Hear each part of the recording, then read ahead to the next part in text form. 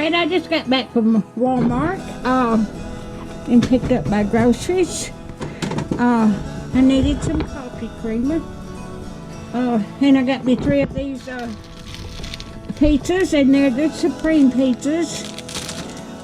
And I'm quilting. My fingers are getting sore, so I got me a thimble. And I got this 1 yard of fabric. Isn't that pretty? And I needed coffee. I hadn't had no coffee this morning, so I'll get to make me a cup of coffee when I get through with this. And I needed some sugar. And I like pancakes, and I needed some syrup, so I got some Aunt Jemima pancakes. And I needed lunch meat, so I got me some smoked ham for sandwiches.